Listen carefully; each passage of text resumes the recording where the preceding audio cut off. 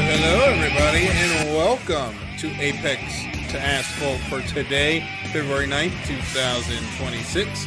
I'm Darryl Kinsey Jr. I'm your host. Christopher Lehman is with you as well. Hope everyone enjoyed the first real weekend of racing this week without any weather or cold snap issues that we've been having around here. Today on the show, MotoGP wrapped up their testing in Malaysia. Monster Energy Supercross went to Houston. The snowmobiles went 500 miles for the 57th time in Michigan. We once again have Formula One drama. NASCAR finally had their clash, and we will have a look at the week ahead, including the Daytona 500. I'm here, Chris is here. Thank you all so much for being here. We'll be right back after we pay some bills. Be right back.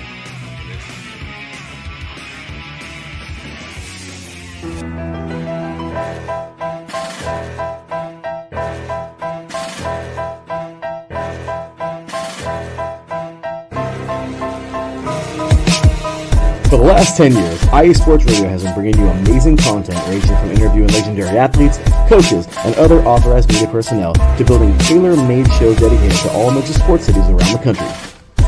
Make sure to follow us at IE Sports Radio on X, Instagram, Facebook, TikTok, and YouTube to keep up with the latest in sports and with all of our shows. Also, make sure to check out our daily updated website at iesportsradio.com. At iesportsradio.com, you can see our daily show schedule and check out all of our show pages with personal bios to learn a little bit more about each of our awesome hosts. In addition to our show pages, you can catch the iSports Radio blog, Hall of Fame, Fans of the Month page, and our merchandise shop including t-shirts, tank tops, caps, long sleeves, hoodies, and more. For now over a decade here at IE Sports Radio, we've continued to be by the fans, for the fans, and we thank you all for your support and for making IE Sports Radio your direct feed for all that is sports.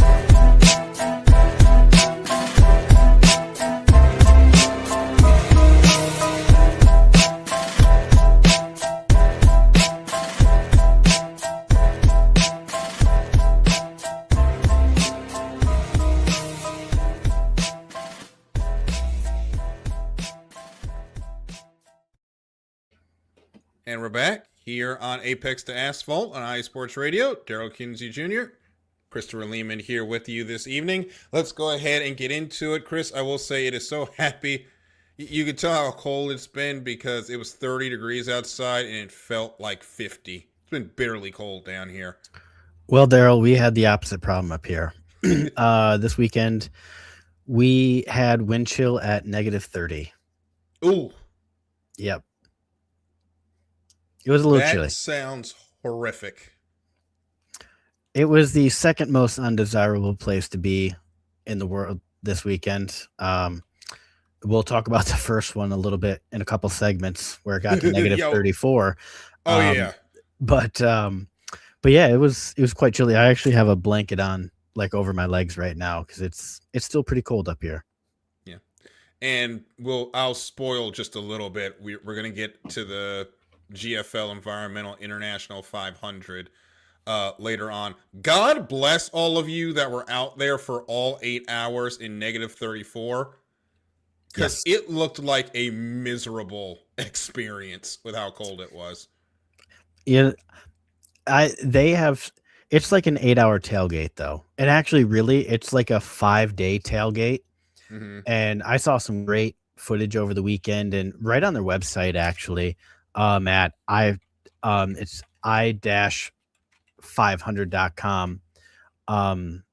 They have this awesome video that it's called the 56th recap. I reached out to the creator and I hadn't heard back yet. I was hoping we'd be able to get some permission to show it. But maybe we'll show it like maybe, with it being that weekend and it just ran Saturday, it was pretty short notice. So if we do get permission, we'll show it to you at a later time, but it looks like everyone's having a good time. It's a 5-day tailgate. They're grilling, drinking, playing games, having a good time, and it just looks like a lot of fun. If like I watched a couple YouTube videos, and I want to go next year. I mean, despite the cold, I want to go. It's a sense of community, just like any race you go to is a sense of community. Well, but a 5-day one, yeah. I wouldn't know anybody, so I'd just be counting on that Midwestern hospitality. Well, you have fun with that. I'm gonna watch it next year from where it's warm because I negative 34 is not for me. But we'll go ahead and we'll get to more of the snowmobile racing later on in the show. We'll start off with the MotoGP test in Malaysia. The final tune-up before the bikes get going in Thailand later this year. Chris, I went ahead and got my MotoGP video pass for the first time to watch the races. And Awesome. I will try my best to stay up for Thailand, but I'm excited to really follow the season from start to finish again. Yeah, I'd say it's been probably, I don't know, a decade, because I've been married 8 years now. So I'd say it's probably been a decade since I've really had the free time to follow so many racing series as closely as I once did. A lot of that'll change for you, Darryl. But Oh, yeah. But no, I'm kind of pumped, especially now that we're kind of expanding out and covering some more things, and just kind of getting back into the feel of things that I once watched pretty religiously and have gotten out of lately. So it's fun. I can't wait to jump back in and kind of, pick up where I left off, except for all new faces. So we'll take a look at some of the images. Yamaha Motor Company Ltd gave us this beautiful shot of their bike. Unfortunately, Chris, it was not the greatest test for Yamaha, and I think that's putting it mildly. We'll go over the review of what happened with them briefly. They had multiple engine issues on day one, which was so bad they had to go back to Japan to figure out what was going on. So they lost a day of testing. The bike got back on the track on day 3, but it wasn't exactly a sterling show. Yamaha was 10 kilometers slower on the straights compared to KTM and Ducati. That is unfortunate for the Japanese brand, but you're glad to at least got out there and got the testing. Yeah. This is their first year with a V4. They had been previously running an inline 4. Mm-hmm. Their speed, I mean, they just could not keep up with the V4 engine styles. So this is their first year. They worked on the V4 pretty much all last season. Japan was, Yamaha was working on it. And so they expected some hiccups, but I do not think that they expected so many engine issues on day one of the Malaysian testing. And there was a quote by Massimo Marigali, who's the team director, and he said that it was a productive test. They were able to evaluate most of the items that they had scheduled to try, but they chose the main topics like chassis, rear arm, aerodynamics, and that basically they're going to use what they have in Barium. That's a complete butchering, but that's Thailand. So they're going to have a couple days there to kind of get tuned up and test what they weren't able to do here. But it is a little concerning. You've only got about 2 days of testing left before the season actually starts up. And as someone who grew up in a Yamaha household, it's not fun. So, like this photo, Alec Rins, he really did not have great timing. I believe he was like 8th on the sheet. So if I'm Yamaha, I'm concerned that I'm going to be near the back of the pack again, if not the back again. I wish he was 8th because I'm looking at Silverstone Dakota UK that has the combined results for the testing session in Malaysia. He was 12th. Monster Yamaha 14th actually. Oh, I'm looking at day 3 and they have him as 12th. Well, this is overall. Oh, yeah. Not a good, yeah. Yeah, overall times 14th, 157.580, fastest over the 3 days. That is also the fastest for Yamaha. Yeah. That is not a good sign going into the season. Nope.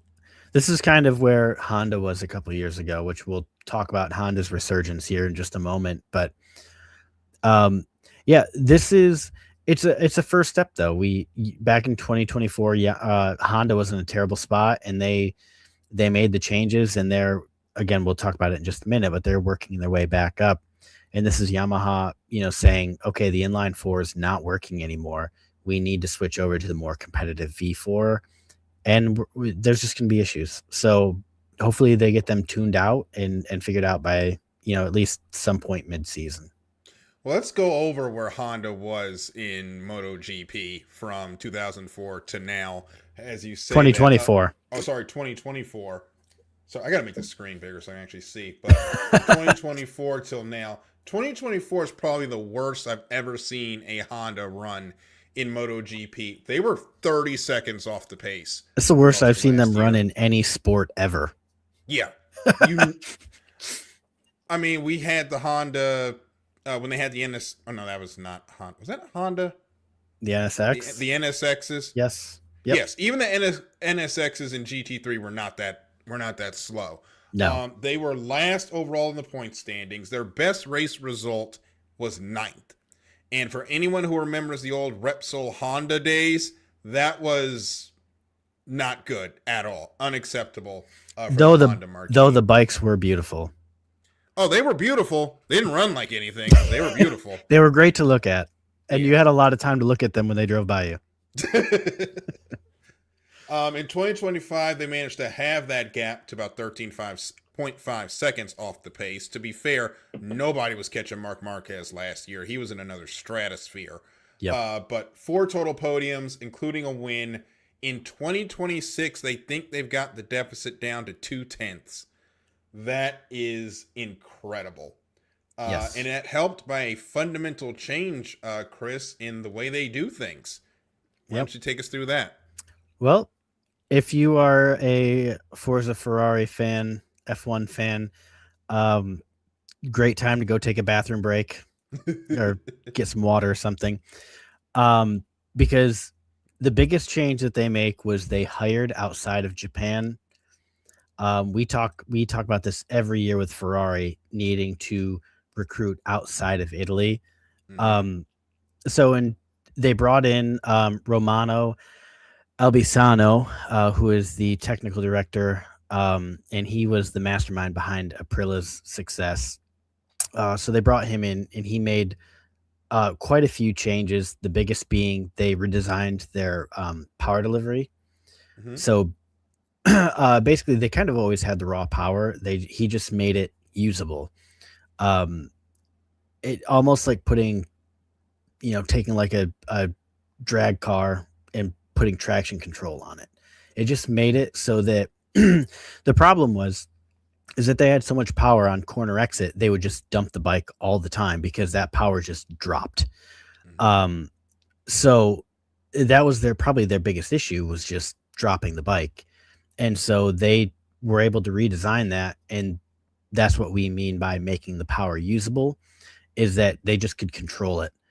And lastly, and the biggest thing, is they had a rank D concession, which means that they could just do pretty much as much testing as they wanted, and they could do it anywhere. So the reports are that they went through dozens of bikes and dozens of aero configurations, and it's paid off. They've definitely, as Darryl said, we were in 2024, they were 30 seconds off the pace.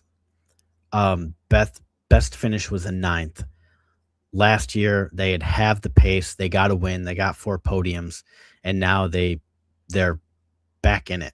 So, I mean, they're not quite Ducati or KTM right now, or sorry, not KTM, Aprilia right now, but they're close. It's going to be exciting. Aprilia and Ducati topped the board in the testing times as we look at the MotoGP standings. A Marquez was on the top of the grid, but it's not the one that you would expect. Alex Marquez on the BK8 Gresini Ducati GP26 was the fastest over the 3-day test session with a 156.402. Marco Bezzecchi on the Aprilia RSGP 156.526. Fabio Di Quantonio, Mark Marquez, and Johan Mir round out the top 5. I hope I didn't offend Larry with my attempt to pronounce Italian, but I did my best. And Echo Bit joins us in the chat. She'll be around in a couple of weeks to talk about what's going on with Anzia Racing as it's Crux Cup time again in March. Cannot wait for the fastest Star Citizen pilots to get back at it. More information on that in a couple of weeks, so sit tight as we will have her on. We're going to move into Monster Energy Supercross. They were in Glendale, Arizona as the Super Motocross season continues. We'll go over the 250s and the 450s. We'll start with the 250s where, and I said it during, I texted to you and I tweeted it out when you sent me that video of Hayden Deegan's start. He is on greatest of all time status at this point. He is absolutely incredible at what he does. A 4th straight win and in dominating fashion. I'm not saying GOAT status yet. He's got a long way to go for that. And considering he's only 20. He feels older. He does. And I realistically think it's because we're so used to talking about Brian Deegan, who is his dad. He was a dominant force in, I don't even want to say Supercross because he's really known for freestyle with the Metal Militia. But we've been saying the Deegan name for 2 decades now, if not closer to 3. And so the Deegan name, and even in NASCAR, we talk about Haley. So Hayden, I think, is on a good trajectory because of his dad.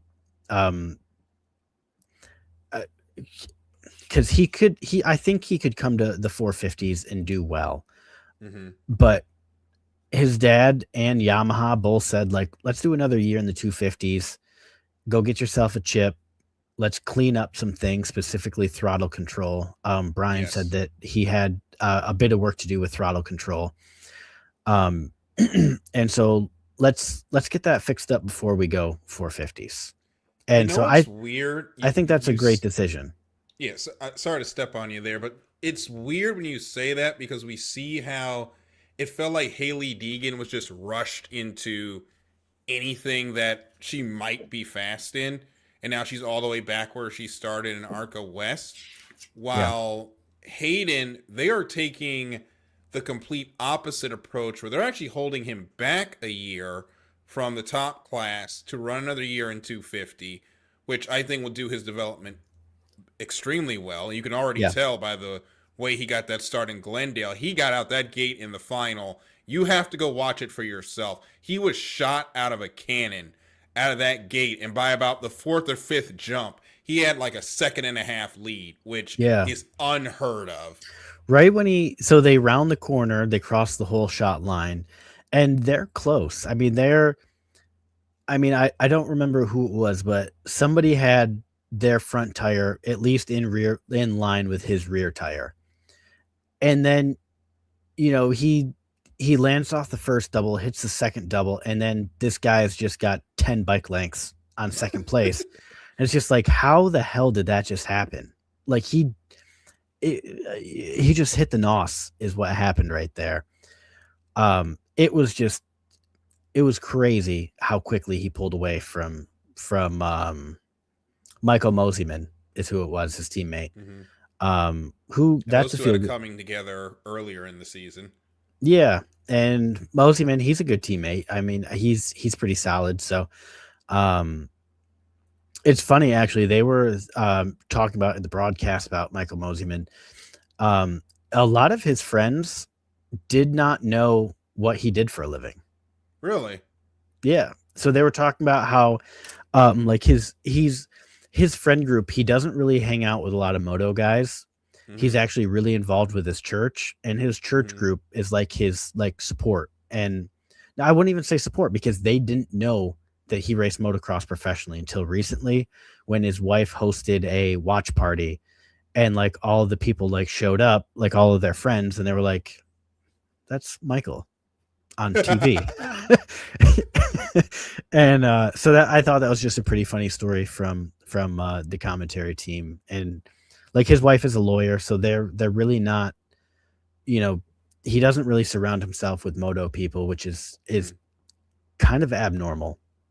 Well, Hayden does the same thing. They had during Anaheim 1, they had a little preview or a expose, not expose, that's the wrong word, but an interview with him and his life. And he says he doesn't read any, and by he I mean Deegan, doesn't read anything when it comes to Supercross. When he's off the bike, it's turned off. He's hanging out with his family. He's out on the lake. He does not think about Supercross or motocross until it's time to get back on the bike. And I think that's admirable to be able to fully decompress. And I think especially these young guys, you need it to just get away and relax and have that time to put away everything that happened and mentally reset between rounds. And I think that's an asset for him. Yeah, absolutely. But if we want to have this discussion, which I'm perfectly ready to have, Hayden Deegan was bred to dominate the sport. Just like that guy right that there, guy. Max Verstappen. really hard to figure out your fingers when you're reversed on camera. But, I know, right? You see me go through it all the time. Yeah, but I mean, it's this new. I don't even want to say, like, I feel like Max might really be the first racer that we have, short of maybe Dale Jr., that was just bred for what they did. Like, bred for it. Like, championship DNA, maybe not with Max, but just regimented training from like day one of life. And I feel like you're seeing that with Hayden, is that he's just been doing it since he could balance on a bike. He's been riding. And so of course he's just going to be a dominant factor. And then he's got his dad who was an accomplished rider himself as far as racing goes. So it's just inevitable, in my opinion. As long as the kid's heart in it, he's going to be all for it. And we're seeing that now with Hayden. Cannot wait to see how Hayden develops and then goes into the 450 category. We'll talk about the 450s in just a minute. To close accounts on the 250s in Arizona, Levi Kitchen went from 13th to 2nd in the 250s. This is going to be a terrible pun, but Levi Kitchen was cooking. Do we have a... Okay, well, I'll see you guys next week.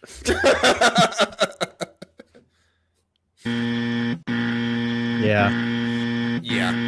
I was gonna hit that in next week I'll wear the cone of shame. That was terrible. I mean, you got the dad jokes on lock, so I have to. I mean, you got two now, so I was gonna say, I think with each kid, your dad jokes have to get worse too. I think it is a requirement. Yeah, well, you'd know better than I. Which again, congratulations. Thank you. Second IE Sports Radio baby. That is now here, and you actually just did our. He actually is a month old today. Hey, congratulations! So we finally told everybody but our very immediate family. I don't like it was like 2 hours ago. If you look at my Facebook, we posted it. But yeah, we really only told immediate family. So most people, 90% of people in our lives didn't even know that Steffi was pregnant. Oh wow! Just pretty private people. Yeah.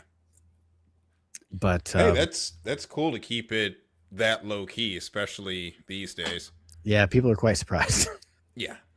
Oh, he's so cute. Anyway, don't let me get into baby pictures. We'll never get through this. Hayden Deegan takes the win. Levi Kitchen, Cameron McAdoo round out your podium in the 250 main event. And in the standings, which I just had up, Hayden Deegan remains perfect, 118 points. Michael Mosiman, his teammate, on 91, and Ryder DiFrancesco with 89 to round out the top three there. I will shift gears now to the 450 category, where points leader Eli Tomac in the main event Had an unfortunate start, was ended up off his bike in the first turn. Cooper Webb had a more consistent round. We'll talk about his results in a moment.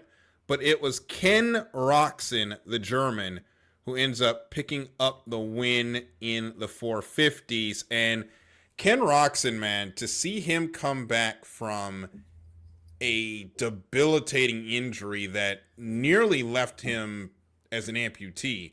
If you remember, he had that huge injury a few years ago. He had the compartment syndrome in his arm, and there were a lot of questions on whether or not he was even going to ride again. It's been a long journey for Ken Roczen to get back to where he's riding at a high level, and it's great to see. Yeah, absolutely. And he took off. I think he got, he did not get the whole shot, but I think it was like lap 2. He ended up taking the lead, and he just kind of pulled away from there, and it was great. Once he got settled in, and just, I don't want to say the nerves shook off, but he just found his rhythm, and it was over. I mean, he didn't win by any dominant, 20, 30 seconds, but he looked good out there. He looked comfortable, and, he was commanding the race, had good pace. And I think it just sets a good, a good feel as we go into Seattle for him. I hope he can ride the momentum and podium at least and keep this up. Yeah, it's going to be great to see Ken Roczen back and running at a high level. Cooper Webb ended up third, and Hunter Lawrence, great rebound for him. Yeah. Because it's been a slow start for the Lawrence brothers in general. He finished second to round out the podium there. And the 450 standings as we go into Seattle, the Super Bowl champion Seattle.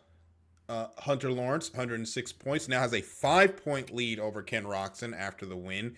Eli Tomac is back in third on 98 points, 8 back of the leader. The race for the Super Motocross Championship and the Monster Energy Supercross title will continue into Seattle this weekend, and you can watch that as well as the Olympics on Peacock. And now we move to, I think, the most exciting event for me this weekend, and that, of course, is the GFL Environmental International 500 snowmobile race. 8 hours of snowmobile racing on ice.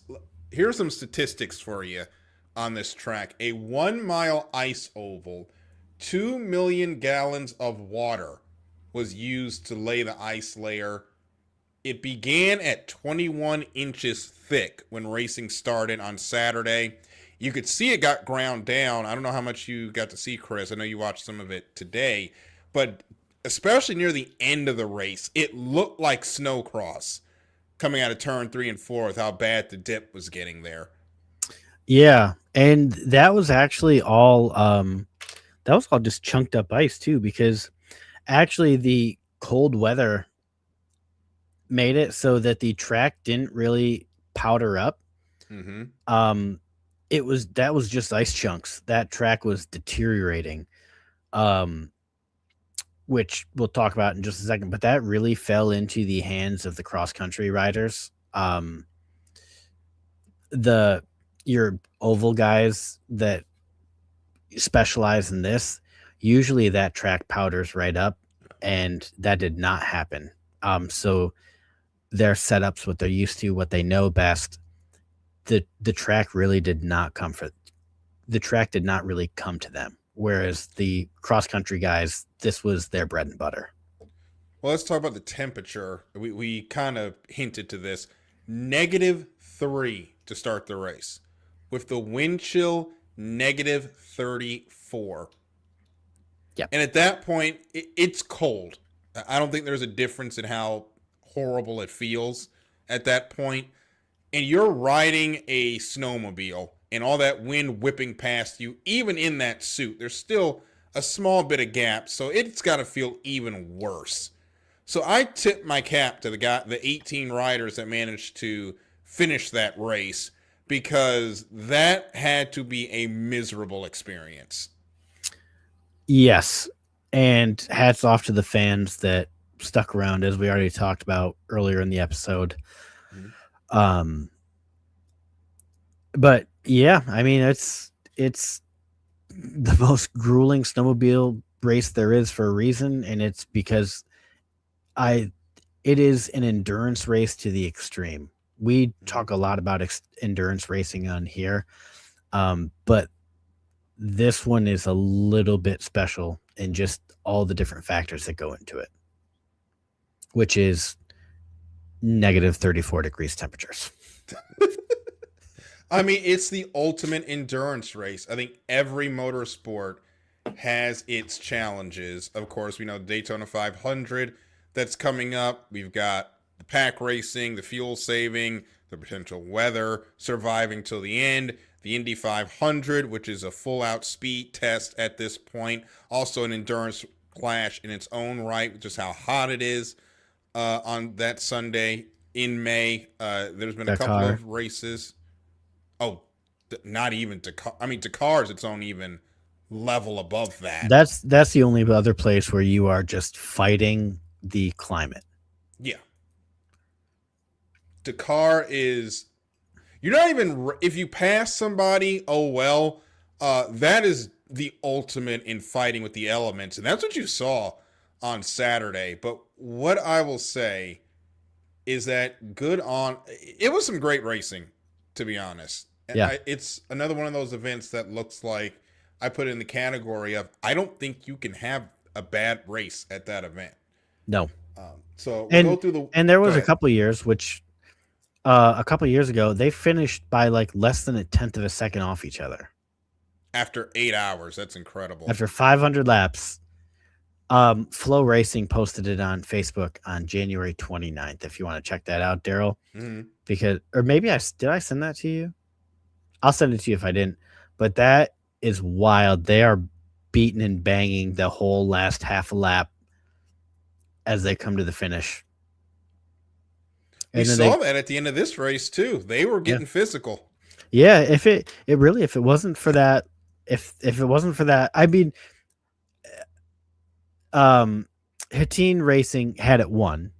They weren't losing, but there was that caution with 1 to go, and we did finish under caution. But again, you finished under what? We finished under caution. We actually finished the race at its advertised distance, huh? Yeah, you didn't watch the end? No, I was making a joke because with all of the green, white checkers and we did not have red that flag shenanigans. Yeah. Okay, I was very confused for a second. No, I watched the whole thing. It was on my screen for most of the day, with the Olympics on the other screen. It was a very sports-centric day in my house. As it should be.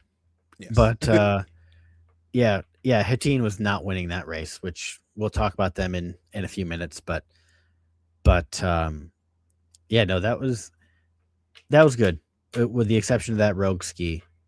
Finishing under green would have been great, but Nelson Racing, as good as that 28 sled was all day, they weren't going to touch Citation in that last lap. No. And not even full lap either. It was like 1 corner to go. And they were 6 seconds back. He would have needed a lot of traffic that they just didn't have at the end of that race to try to get there. The field was thinned out. Yeah, and that's the one thing that struck me. I don't know if it was because of the cold or this is just an odd year for breakages. There was a lot of yellows for flipped snowmobiles and just people pulling up on the side of the track. Here's some of the mechanical woes that we saw. I mean, we were able to curate this from Facebook. Zach Herfindahl Racing, they suffered a broken track that took out the heat exchanger. Austin Leak Racing had their motor fail on lap 234. DL Racing had 2 A-arm failures. The second one put them out the race. Bunky Racing also had 2 A-arm failures. In Mickey's Factory Racing OST. Oh, sorry, lost their motor on lap typo on my end. It's all good. But yeah, it was a lot of carnage and broken sleds this year. Yeah, the A-arm failures, 2 teams, and this was just, like, me scrolling through my lunch break at work, just, like, I was getting targeted ads on or not targeted, but you know how, like, Facebook now, they just give you, like, all the different stuff based off what you're looking up? Yes. So I was just scrolling, and it was just, like, Zach Herfindahl Racing, and they posted pictures, and Austin Leak Racing, and they posted pictures, and so I was just scrolling through, and I just after, like, 3 or 4, I was just like, "Oh, I should pull up the show notes and just start typing these in." Uh, and so those 5 examples were me scrolling Facebook for about 10 minutes on my lunch. I'm sure I could have kept more if I kept going, but I also wanted to eat. Yeah, there were so many failures. It would probably taken a couple hours to write them all down, but Yeah. 35 sleds started, a lot of attrition. But at the end, it is Hattin Heritage Racing taking the win over the 2025 champions in Nelson Racing. Congratulations to Evan Peppel, Alex Hattin, Paul Brown, and Vince Van Slyke for their win on Saturday. Hattin Heritage, they won a lot of cross-country races. This is their first in the 500, and Peppel was credited as the stud of the day by his teammates. And driver who took the checkered flag, Paul Brown. Brown credited Peppel with maintaining the pace that allowed him to have fresh brakes and a fast sled for the final push. Peppel logged the most laps for the team during the day, and Alex Hattin, team owner, is descendant of the Hattin brothers who, get this, co-founded the Polaris brand. So that is awesome to see that they're still out there racing and winning with their sleds. Yeah, and the Polaris notched their 8th consecutive I-500 win with one of the descendants of the brand. So that's a pretty awesome thing for Alex's family and the team. And yeah, it's just great. I think it's something that universally race fans, we all agree on, that first time race winners are awesome to celebrate, no matter who they are, no matter what series it is. We always take a moment and celebrate a first time winner. Mm-hmm. But when you're a first time winner of a crown jewel race, that makes it, like, obviously they win a lot of other stuff, but this is their first I-500. It makes the celebration that much more special. The first time a team wins, 24 hours of Le Mans, Darryl and I, we are going to be celebrating loud and proud with everybody, because it's just awesome to see teams get their first win. And these 4 drivers also get their first I-500 win as well. So just hats off to all these guys. Congratulations on this first win. I'm wishing you a dozen more. Just congratulations, guys. Celebrate it. You've earned it. You deserve it. And I hope to see you come back next year and defend your crown. Well, for this year's Le Mans 24, for obvious reasons, I will not be doing a lot of celebrating of that, because that is going to be a completely different day of celebration for me. My wedding, which is on that day, and so I won't be watching it either. No. Would you be mad? Would you be mad if you and Miriam are up there and I just turned the volume up just enough so you can hear what's going on? Don't do that. Oh goodness, you're gonna get me in trouble at my wedding. We'll figure out a way to keep in touch with what's going on, but I don't know if I'm gonna care that much, because there's gonna be something more important going on. But it'll definitely be up. I know WEC posts the race on their YouTube, so I'll probably watch it at some point. But we're going to take a break. When we come back, we're going to get into Formula One testing and why the times this upcoming week are not going to matter. And the Cookout Clash finally got to run to its completion, and it wouldn't be a NASCAR season if there wasn't controversy on how it ended. We'll talk about this on the other side of this break here on Apex to Asphalt on IE Sports Radio, your direct feed for all that is sports. Sit tight.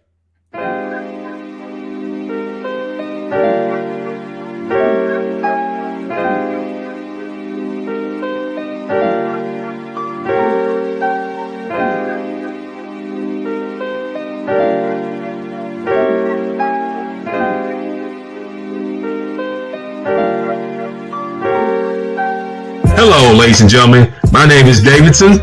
It's your boy, Notorious Law. And we are the hosts of Fast Break here on IE Sports Radio, where we discuss everything in the world of basketball from prep to the pros. You guys should definitely check us out, man. Sunday, 8 p.m. Eastern, 5 p.m. Pacific. We got all the basketball information you guys need, so we look forward to you guys listening in. And please do, because we are the best basketball show on this side of the Mississippi. And please do check us out on Twitter at FastBreakISR. D-Lock, where's our time again? 8 p.m. Eastern, 5 p.m. Pacific. That give you guys plenty of time on a Sunday. Tune in.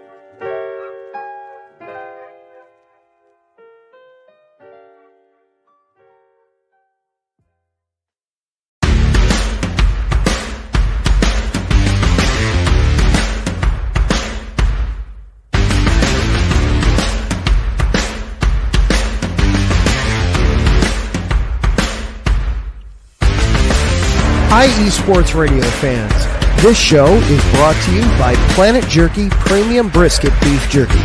Planet Jerky is the official jerky of the 2022 California League champion Lake Elsinore Storm, Single A affiliate of the San Diego Padres.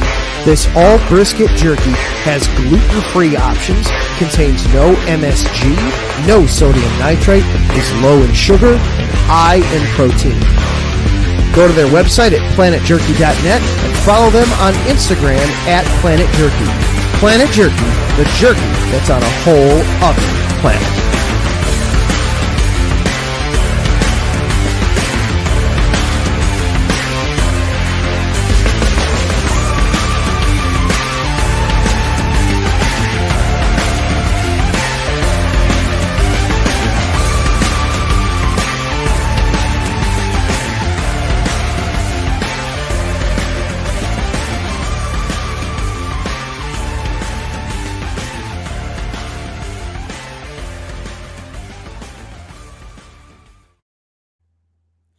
And we're back on Apex to Asphalt on IE Sports Radio, your direct feed for all that is sports.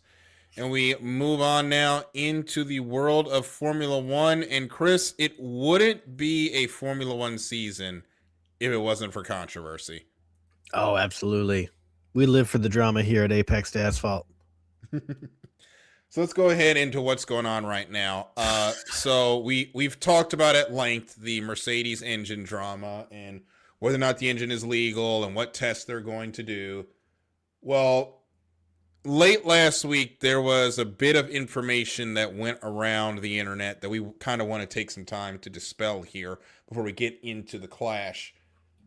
Nothing at this time has been decided about the Mercedes engine legality or lack thereof, or any testing changes that will be conducted during this season. Yes. We also need to remind the McLaren fans a very important point. Your cars are powered by Mercedes. That means whatever happens with this engine also happens to McLaren. Yeah, I saw McLaren fans clowning on Mercedes, and I was just like, who's going to tell them? Who's going to tell them? Yeah, guys, you might not want to celebrate. You're kind of on that ship too. Yes. Yeah, so is half the grid. Yeah.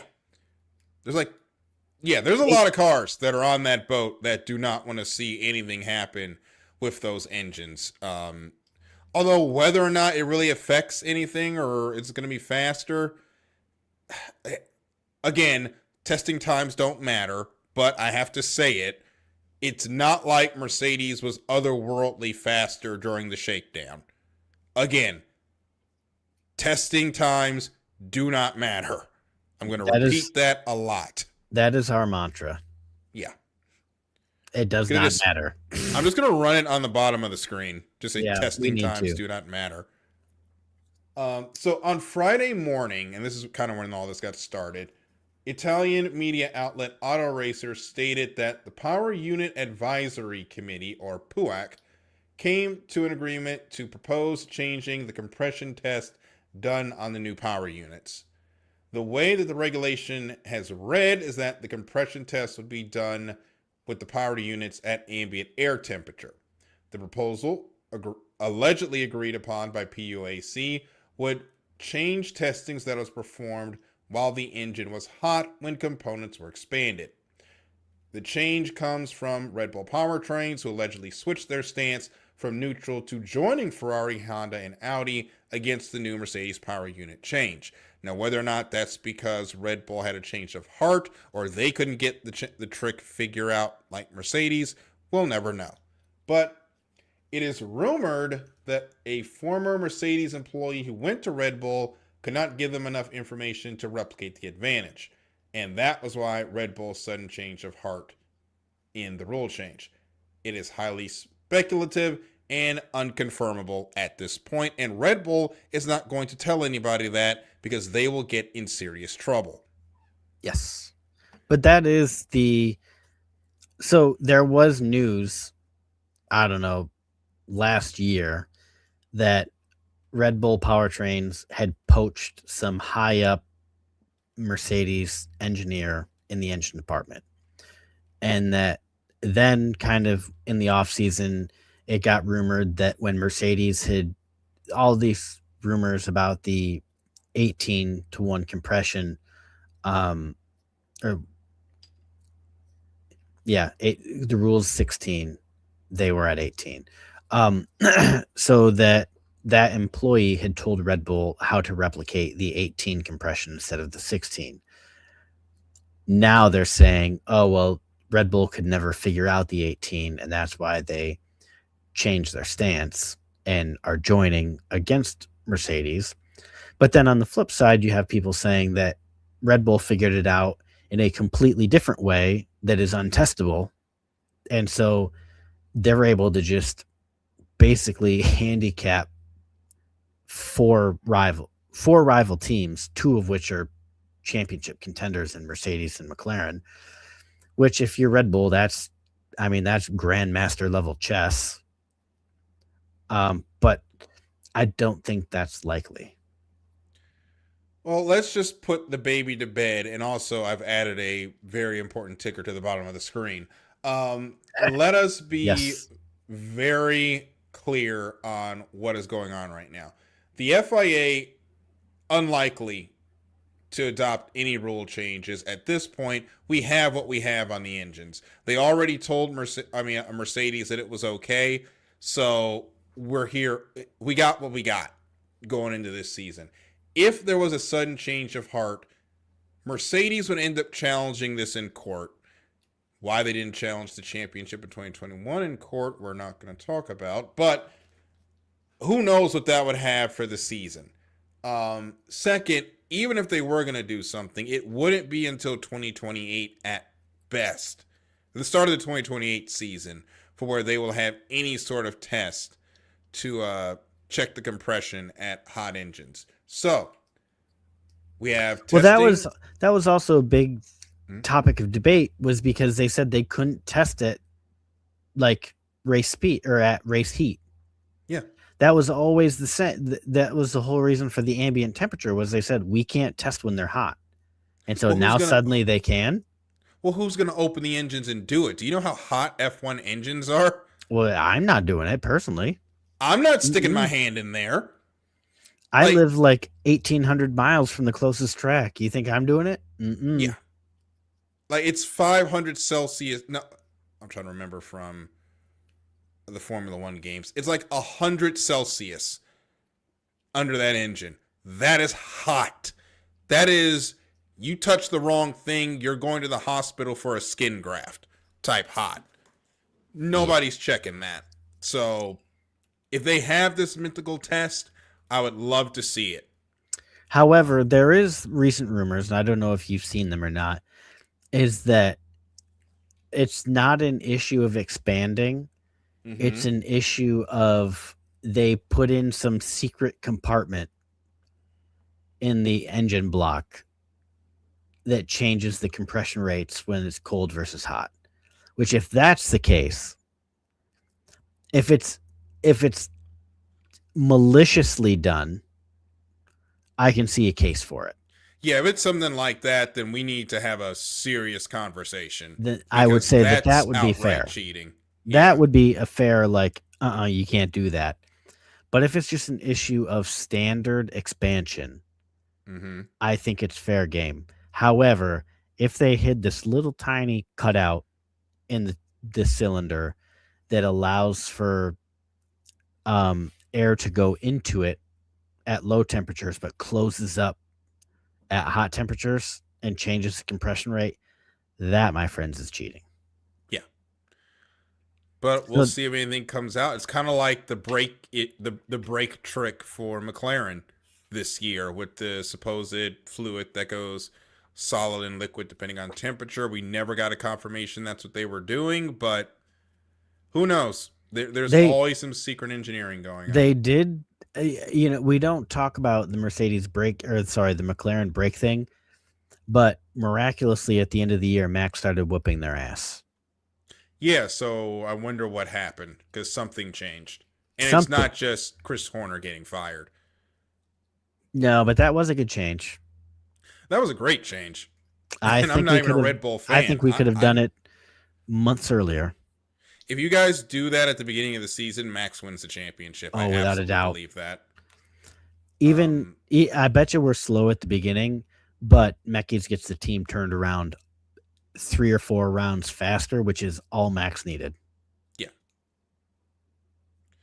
So, as we said, going into the first of 2 tests in Bahrain this weekend, and remember, scrolling at the bottom of the screen, Formula One testing times mean nothing.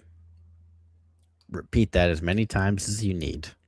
Anytime you see a team talking about they're going to be the World Constructors Champion this year, just that mantra on the bottom. We will run that every time we talk about Formula One until the season starts.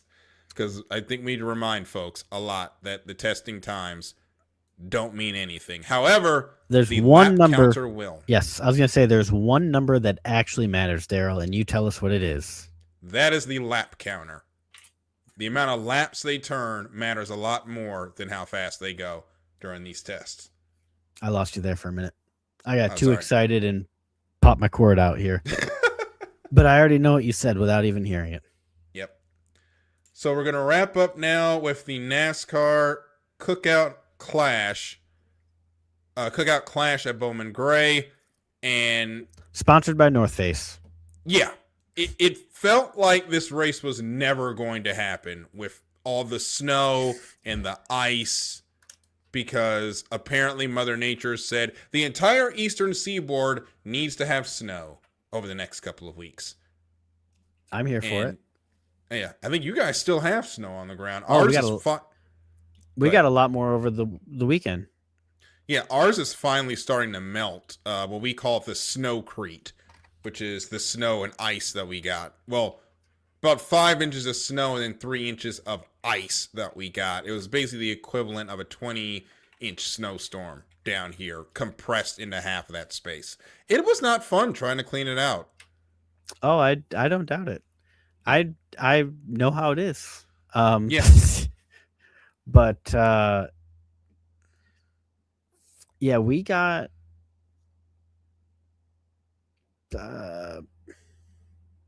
maybe 3 inches this weekend. Mm-hmm. So really not bad. Yeah. So Ryan Preece wins the Cookout Clash at Bowman Gray. All of the action really happened in the second half of that race when the sleet came down.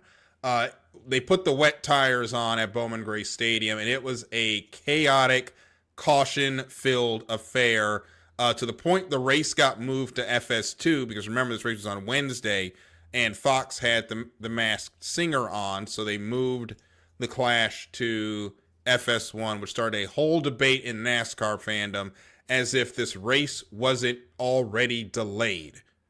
Like, the only reason the stuff happened the way it did on Wednesday is because this race was supposed to be on Sunday and then Monday and then got delayed till Wednesday. I feel like we forgot that at some point. The racing action was chaotic, as we expected at the Bowman Gray. I think for the first time, Bowman Gray Stadium really gave the madhouse that we were looking for. But those fans stuck it out. But, Chris, once again, we come to a race that is not the norm in NASCAR.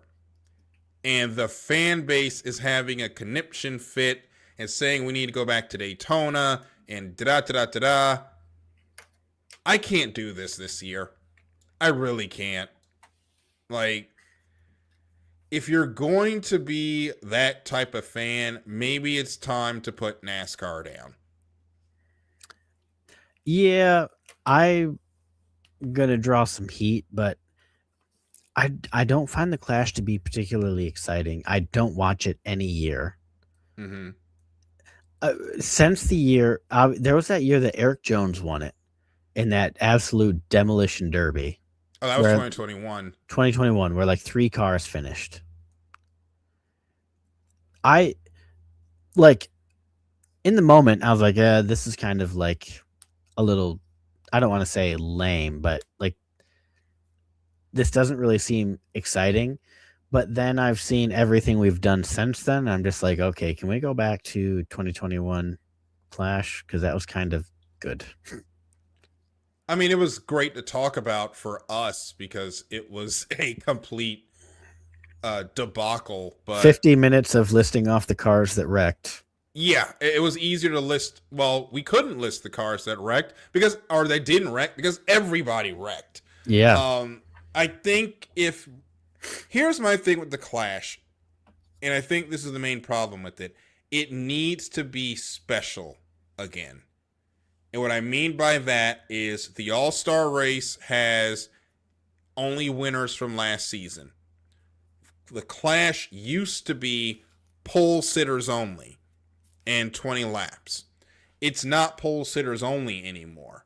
I think you have to bring back the invitational aspect of it, where I would say we have the chase for the cup back. I would say chase drivers only automatically get into the field, and then everybody else into the LCQs. I think if you make it something where it's just the top 16 in points from last year going at it one more time before we start the season, I think it would be better. Because now it's something special, it's something that you have to work for, and it's not just another race with some special contingencies on it. Yeah. They need to do something because I mean, maybe their target demo is not casual fans like me, especially with that new ad spot they took out yesterday. Did you see that video? I liked it. Oh, see, I thought it was kind of cheesy. I like cheesy, so that was right up my alley. I don't know. It gave me weird vibes, to be honest with you. Like, it didn't make me want to watch NASCAR. It kind of actually did the opposite. Yeah. I think they're trying to find where their fan base is. I think they are. That's what it sounds like. That's what Gluck tweeted, is that they're struggling with their identity, and people are like, oh yeah, they just found it. And I'm just like, okay. Like, whatever. Like, I don't think that's the direction they wanted to find, but we'll see. To be honest with you, like, I've really, and I've kind of said this other years too, I've kind of fallen out with NASCAR, despite the fact that I got 12 die casts on the shelf behind me. I got another like 8 in a storage bin. I don't know. Like, NASCAR just really isn't suiting me anymore. Well, like, it pains me to say it, but I can kind of feel that. And they've had their issues over the last couple of years. He had the fighting over the charters. That didn't help either of us. The playoffs, the 550 package back to now. I think what you're saying is not unique in that there's a lot of fans that feel that way.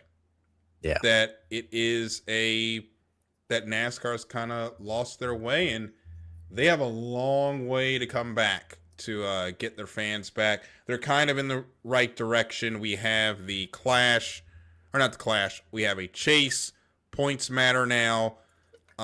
We've got Dodge coming back. There's more of a focus on getting back to the racing, and it's going to be really, really exciting. So I hope so. And something that we'll hopefully talk about over the season a little bit is my driver, Alex Bowman. I think the Clash is going to work out a lot better for him because he's not the type of driver that's going to go out and win 5 races in a season and perform under the utmost pressure. But he is the guy that's going to go out there and finish like top 10 every race and just crush the points off of consistently good finishes. Kind of like we saw out of Tomac the other day. Cooper Webb at the Triple Crown. Where were we? Not Anaheim 2. But he didn't win a race, but he won the weekend. Mm-hmm. And of course, I just took the super motocross stuff down. I forget where it was, but yeah, I mean, for my driver at least, maybe it'll make it a little bit more exciting for me. I think it was Houston. Yeah. Yeah. For some reason in the show notes, everywhere I wrote about Supercross this week, I wrote Houston everywhere. And I posted it on Twitter, and like an hour later, I realized that I had posted Houston and not Glendale. And I was just like, oh, God. It be that way. So yeah. But yeah, hopefully maybe I'll get a little bit more engaged if Bowman does well. So this style is more suited for us than the old playoff style. Yeah. And I think the best part about this is people will finally shut up about trying to get him fired. I hope so. Like, good Lord, guys. Alex Bowman is not as bad as y'all think he is. Like, he is a good driver with an all-time greatest teammate and an all-time great that's kind of fallen off in Chase Elliott and William Byron, who's supposed to be the second coming of Jeff Gordon, even though he can't close the championship. Which, yeah. Y'all are going to be real upset when it's 2026 NASCAR Cup Series champion William Byron this year, because he is the king of consistency. I was going to say, I probably genuinely think William Byron wins the championship under this format. Oh, definitely. I didn't think we were going to get into championship picks this year, but he's my bet. I could see. I honestly, when they announced this, the first thing I thought was William Byron's probably going to win a championship this year, and everybody's going to be mad. Yeah, it's going to be hilarious. Yeah. So, because the Penske cars aren't going to win it for once. No, absolutely not. Those guys are going to struggle in this format. Yeah. Penske's really good about their getting their wins and then being nowheres after that. Yeah. And we're all going to watch it all play out over 36 races this year. And we can't wait to see how it wraps up as we are now, or how it wraps up and it all gets started this week as we go into a new segment here at the end, the week ahead in racing. We'll go over everything that is going on this week. Formula One preseason. It's like a little preview of our episode next week. Yep. So we got Formula One preseason testing starting in Bahrain. That'll be February 11th through the 13th. I think F1 TV will have been on Apple TV by then. I have not seen anything about. They're closing off viewership again. They're not going to show this one? They're only showing like I think like 2 total hours of it. What are y'all trying to hide at this point? I don't get it. I really don't. Yeah, like what am I doing at home? Yeah. I live in the middle of upstate New York. What are you benefiting from me not watching it? I live outside DC. I've got my own problems going on right now than fussing about Formula One, you know? It's negative 30 degrees. Do you think I give a shit about watching this in messaging Hannah Schmitz in Milton Keynes and saying, "Hey, Hannah, I noticed something you didn't." Right. Would love to talk to I her, don't though. know. Of course. Like, I don't know what they're thinking that people are going to see. All the teams are going to be at Bahrain. They're all watching the cars at the same time. Yeah. Like, they're just going to be there. Yeah. And they're going to have their own cameras doing their own thing. They're all, yeah. It's, we don't have time for this, Darryl. Yeah, we're just getting ourselves worked up. Let's go through the rest of the chart. So NASCAR Daytona 500, of course, is this week with Speed Week. Wednesday will be qualifying for the Cup Series. The first unofficial race, actually, you can kind of call it an official race because they are giving points, is the Blue Green Vacations Duels at Daytona. Duel 1 will start at 7. Duel 2 is expected to start at about 8:45. You can watch that on Fox Sports 1. The only thing you can count on is Duel 2 will not start at 8:45. Yeah, it's going to start whenever they feel like it at this point. Yes. The Truck Series will run on Friday, the Fresh from Florida 250. That will be at 7:30, also on FS1. NASCAR, O'Reilly Auto Parts Series. Yep. Dang internet. Yeah. The United Rentals 300 will be on Saturday on Valentine's Day. Good luck to all the NASCAR fans and couples on trying to figure that one out. That'll be on the CW network. And the Daytona 500, the 68th running, will be Sunday, February 15th. Scheduled to start at 2:30 p.m., but there is rain in the forecast. Only on Sunday, only between the hours of 2 p.m. and 8 p.m. Who'd have thunk Are it? you kidding me? Didn't we just talk about last week about how you said last year we didn't have one race rained out? And I said, let me think about that. I don't believe it. And then you said, nope, it's true. You can look it up. And I said, well, I guess we're going to pay for it this year, aren't we? And we both said, yep. And we were right. And here we are. We're on our technically third points paying race of the season, day 3. And rain. And it is what it is. We'll see. Weather patterns change. And you know who doesn't care about the weather? Who? Those Swedish folks. Those fine Swedish folks. Yes, the World Rally Championship. The Rally Sweden in... I'm not even going to try to pronounce that. Sweden. February 12th through 15th. Check that out on rally.tv. Which I'm actually going to check out this site later because I've not heard of it before. But it is going to be nice to actually see some World Rally Championship broadcasts. And World Rally, the rights holder to all of that is Red Bull. So we should be able to give you some clips from that next week. Yep. So GT3s versus the international the International GT Cup gets started this weekend as well. The Bathurst 12-hour from Mount Panorama, Australia. They'll start from the night into the day in Australia. Saturday, February 14th, Valentine's Day. Man, it is not a good time to be a racing fan. And for this Saturday. No, really... It's really not now that I'm looking at this. No. Oh, man. You know what? You tell Miriam you're going to order some nice take-in. Oh, that's not going to happen. I can already tell you that's not going to happen. Give me your number. I'll organize it for you. Hey, I'm trying to get married in 4 months, so I'm going to try to play nice. The deposit you paid, Darryl. You're getting married either way. Yeah. It is actually paid. But anyway, that race is going to be on YouTube, GT World, to check that out. That night at 7 p.m. on Peacock. Round 6 of the Monster Energy Supercross season heads into Seattle. And Snowcross is on action as well. The Valcourt National in Valcourt, Quebec, Canada, also on Valentine's Day. And you can watch that on Flow Racing. Do you want to pop? I put a link to the entry list for the Bathurst 12 hour. I think we should just take a little look see at that quick.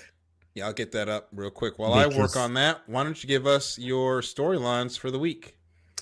Alrighty. Well, I'm just going to do a quick refresher that F1 testing times don't matter. So I am not paying attention to a darn thing that happens in Bahrain. 0 of my storylines come from Bahrain. Chevy has redesigned the front fascia of the Camaro to be more aero friendly. So my storyline for NASCAR is, how do the Chevys perform in the duels in the 500? We're going to look at the entry list for the Bathurst 12 hour here in just a moment. But Brock Feeney, who everybody knows is near and dear to my heart, as is pretty much anybody who races under the Red Bull banner, is going to be racing with HRT Ford, as you can see in the number 64 Ford Mustang GT3. So that's my storyline, is I get to see Brock Feeney back on track. The LaBelle brothers swept Canterbury a few weeks ago. So can they do it again in front of their home crowd at Valcourt? And lastly, how is Eli Tomac going to bounce back from his disappointing weekend? Not in Houston, Chris. This is the 7th time you've written Houston, in Glendale. We have a couple of Corvettes as well at the Bathurst 12 hour with Johor Motorsports, and also with, actually, they have both of the Corvettes. They'll be racing the 99 and the 2 on that weekend. Earl Bamber, Nicky Katzberg, Alexander Sims will be in the 2. But like, just looking down through there, like up a little bit, you got let me pull up the list so I'm looking at it with you. Line 2 with the Mercedes AMG. You got Jaden Ojeda. He's going to be a rookie for Supercars this year. A couple lines below him, you got Bryce Fullwood. He's Supercars. Jackson Evans, Supercars. Brock Feeney, Supercars. I saw Chaz Mostert, Thomas Randall, Cam Waters. Those 3 Ryan Wood. Yeah, that Scott Taylor Motorsport, Cam Waters, Chaz Mostert, Thomas Randall. That's going to be a good car to watch this weekend. Matt Campbell for the Absolute Racing. Anytime Matt Campbell's in an endurance race, he's a guy to watch. Kai Allen, Will Davison in the Grove Racing with Brenton Grove, the team owner. It's just going to be, especially for like Supercars fans like us, Darryl, this is going to be a great race to watch, just because we're going to see about half the field running the 12 hour. And then obviously any endurance fan is going to enjoy watching people attempt to tame the mountain. Yeah. The Bathurst 12 hours always puts on great action. Hopefully no kangaroos will be hurt in the running of this version, because they tend to love to run out, especially in the early morning in Bathurst. Yeah. And when it's pouring rain, like this past year at the Bathurst 1000. Yeah. So, which Poor is Kai Allen almost annihilated that kangaroo. Yeah, which I think that is going to be. I do think the 2025 Bathurst 1000 is going to be in 4 years from now when we talk about our race of the decade. I think that's already race of the decade for me. Yeah. It was one of the greatest Bathurst of all time, as far as the 1000 is concerned. And I don't know how they're going to top it this year, but I'm very excited to see it. So my storylines, So my storylines to watch this week, Formula One testing, they hit their first real test in Bahrain. And as I said, the timesheets do not matter, but the lap counter will. All of the testing laps that the teams run in the next 2 weeks will go into the development of the cars, not just for Australia, but for most of the start of the season. The teams that get the most laps under their belt this weekend will have a huge advantage over a team like Audi that barely got any running in the shakedown, or Williams that didn't come to the shakedown at all. Yeah. The cars that are going to be the most reliable are the cars that are going to win this weekend's Bahrain test session, because their teams are going to have a lot of data on new cars and a new regulation that the other guys just aren't going to have. Now, would you say that I think another thing to pay attention to with there is just driver counts. I want to know what drivers are putting in the most laps, because if I'm watching, there's 3 drivers who I expect are going to be putting down 4 who are going to be putting down the most laps: Max, George, Oscar, and Lando. If those 4 don't dominate the lap count, I'd say something fishy is going on. Mm-hmm. That's what I got. It'll be interesting to see. The rest of mine, with Supercross, I went the 250s. You spoke on the 450s. Haley Deegan is absolutely killing it. Is anybody going to be able to slow down his domination in the West? Last year, he ended up winning the championship outright. He has been absolutely dominant on the bikes, and I want to see who's going to finally take that win off him going into this season, going into Seattle. NASCAR, of course, it's their first time in quite some time where we won't be talking about playoffs, and it's going to be all about the points and the run to the chase. How will that change the racing, especially for the super speedways that have usually been crash fest thanks to winning in, especially that truck race? I was going to say, Darryl, and I had been like debating on whether I was going to write this for my storyline to watch. Mm-hmm. I think that will be more like my Talladega or Daytona 2 to watch, just because it's the Daytona 500. People are going to do some stupid things with a few laps to go.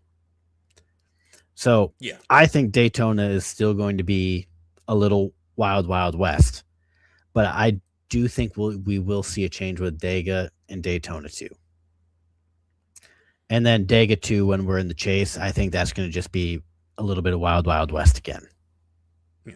It'll be interesting how those races run, but I'm hoping it'll be a bit cleaner. And LeVar Scott and Raja Karuth begin their first seasons in Xfinity, and I'll be watching to see if one of them can become the first black driver to win. And I wrote it as well.